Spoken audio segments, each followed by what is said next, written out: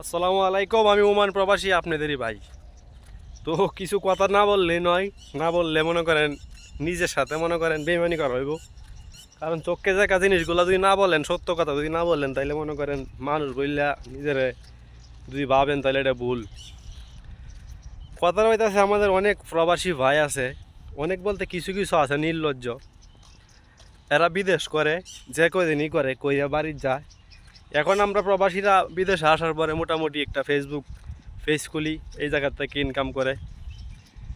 বাড়িতে যাওয়ার পরে সেই নির্লজ্জের মতো কিছু কাপল ব্লগার আছে, তাদের মতো কি করি আমরাও যাই আমাদের বউরে নিয়ে ভিডিও বানানি শুরু করে দিই। আপনাদের কাছে আমার অনুরোধ থাকবে ভাই, আপনি একটা প্রবাসী, আপনার মান সম্মানটা অন্যরকম, আপনার সম্মানটা অনেক উচ্চতা। তো ওই কিছু নির্লজ্জ মানুষের মতো আপনি ওইগুলা কাজ করেন না, ঠিক আছে?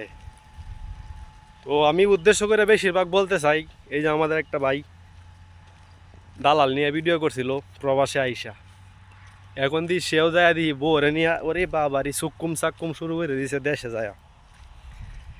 তো ভাই আসলে আমাদের লজ্জা সরম বলতে কিছু নাই, লজ্জা সরম যদি থাকতো তাহলে এরকম আমরা করলাম না কোনো সময়। সকলের কাছে বিনীতভাবে অনুরোধ থাকবে, এই বউ দেয়া ব্যবসা করা নি, ঠিক আছে? এইগুলা বন্ধ করেন। আপনি চাকরি করে খাইতেছেন, আপনার বউ নিজের সম্মানটা বজায় রেখে চাকরি করতেছে, কিন্তু যখন আপনার বউয়ের শরীর মানুষে দেখবো তখন আর সম্মান জায়গায় থাকবো না, ঠিক আছে? তো ভালো থাকবেন, দোয়া করবেন ইনশাল্লাহ।